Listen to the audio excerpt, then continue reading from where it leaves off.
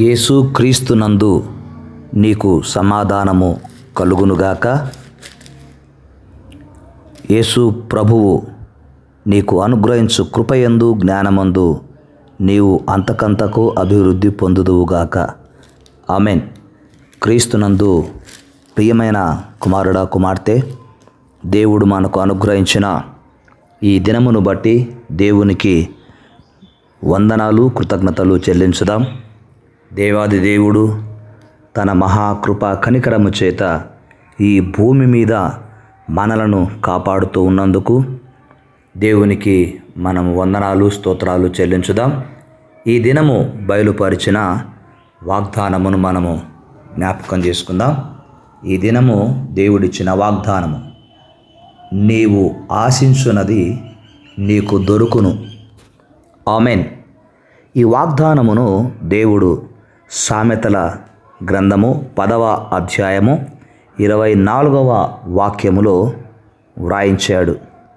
భక్తిహీనుడు దేనికి భయపడునో అదే వాని మీదికి వచ్చును. నీతిమంతులు ఆశించున్నది వారికి దొరుకును అని వ్రాయించాడు. దేవుని బిడ్డలు ఈ లోకములో నీతిమంతులుగా జీవించాలని, నీతిని కలిగి జీవించాలని అనీతిమంతులమైన మన కొరకు యేసు ప్రభు నీతిమంతునిగా ఈ లోకానికి వచ్చాడు. కనుక ఆ ప్రభు బిడ్డలముగా ఈ లోకములో నీతిమంతులుగా మీరు జీవించుచూ ఉన్న ఆ దేవుని కృపను బట్టి నీవు ఆశించినది నీకు అనుగ్రహింపబడుతోంది. అందును బట్టి దేవునికి స్తోత్రాలు. మనము దేనిని ఆశిస్తున్నామో, దేని గురించి ఆలోచిస్తున్నామో ఆ ఆలోచన చేసిన దానిని ప్రభువు అనుగ్రహించువాడు. గనుక ఈరోజు ఈ వాగ్దానమును బట్టి దేవునికి వందనాలు, మనము స్తుతులు చెల్లించాలి. కీర్తనకారుడు దావీదు గారు 37వ కీర్తన 4వ చరణములో ఈ మాట వ్రాశారు. యెహోవాను బట్టి సంతోషించుము, ఆయన నీ హృదయ వాంఛలను తీర్చును అనే మాట ఇక్కడ వ్రాయబడి ఉంది. నీవు ఆయనను నమ్ముకొనుము, ఆయన నీ కార్యములు నెరవేర్చును అంటాడు. కనుక నీవు యేసు ప్రభువును నమ్ముకున్నావు, యేసు ప్రభువును రక్షకునిగా నీవు అంగీకరించావు గనక నీ కార్యములను దేవుడు జరిగించబోతుంటున్నాడు. ఇక్కడ 21వ కీర్తనలో 2వ చరణములో కూడా ఒక మాట కీర్తనకారుడు దావీదు గారు రాశారు. అతని మనోభీష్టము నీవు సఫలము చేయుచున్నావు, అతని పెదవులలో నుండి వచ్చిన ప్రార్థన నీవు మానక అంగీకరించుచున్నావు అనే మాట వ్రాయబడి ఉంది.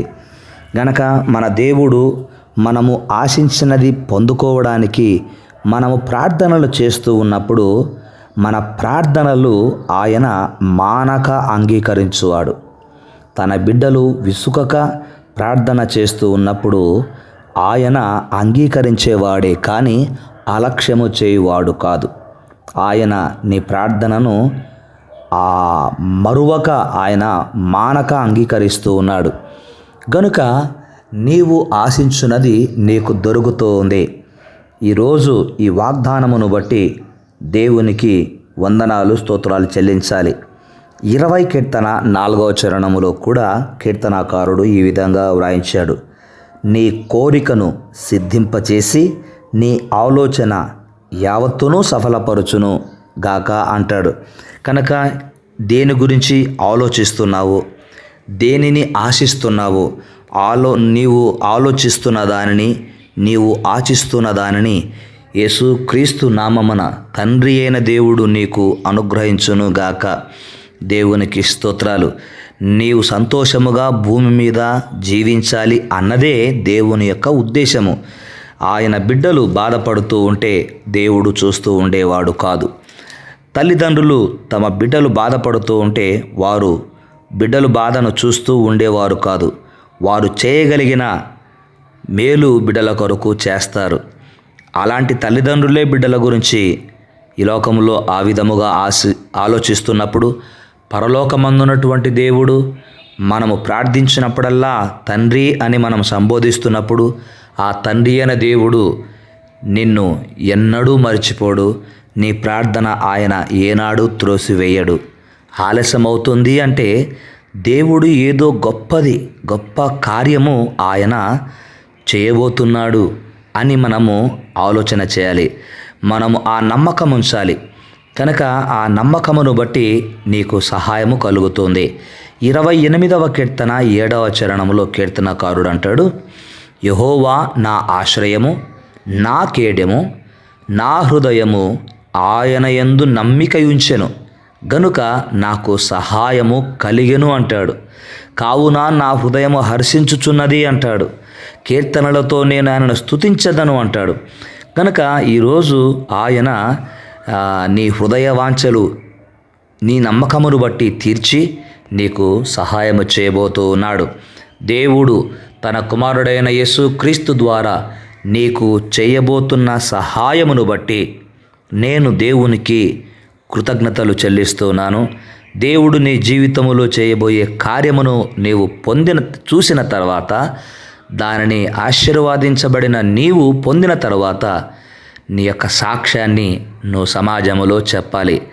దేవునికి సాక్ష్యము చెప్పువారంటే చాలా సంతోషిస్తాడు ఆయన.